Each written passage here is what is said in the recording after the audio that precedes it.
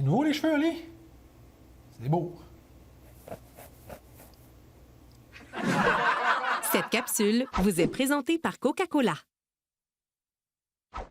C'est notre spécial Carlos Valderrama. Antonin Valderrama, le Colombien quand même, qui était du bon côté de la force pour les coupes de cheveux. Oui, cette coupe de cheveux-là, c'est très acceptable. Bon, tout à fait d'accord. Et lui qui a été capable de garder sa coupe de cheveux, contrairement à moi, d'ailleurs. Question de rester dans les mêmes teintes. Les Roumains en 94, on en pense quoi? On en pense qu'on a souvent vu ça au Québec, dans les arénas d'hockey junior 2A. Hein, l'équipe bleachée en blond comme ça nous est très familier, ça. Oui, en série, par contre. Ouais. C'est un peu plus tranquille pour le 3e, 4e match de la saison. Les cheveux bleachés à gang. Ronaldo, l'original, parce qu'il y en a eu un avant le Portugais. Il y avait Ronaldo, le Brésilien.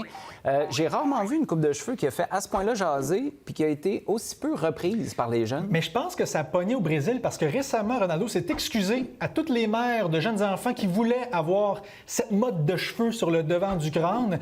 D'ailleurs, ça, est-ce que c'est le coiffeur qui a manqué de batterie dans le clipper arrivé au devant de la tête?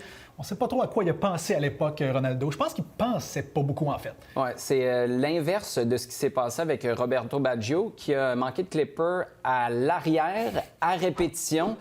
Les tresses, écoute, moi, ça me ramène un paquet de beaux souvenirs. J'étais là à la Coupe du monde à Boston, quart de finale en 94, Italie, Espagne. Je te confirme que j'étais loin, mais j'avais des jumelles. Puis c'était pas juste pour observer ce qui se passe avec le ballon.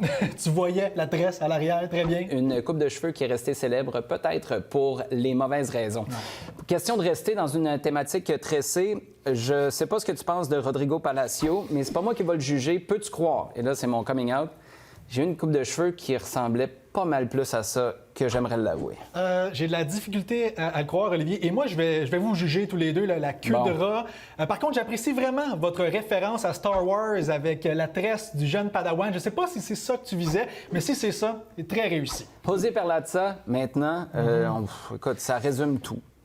Oui, c'est dur de trouver les mots pour parler de cette coupe de cheveux-là. Coupe longueur à l'arrière, tire-bouchon de queue de cochon à l'avant. Il n'y a vraiment pas grand-chose à ajouter, là.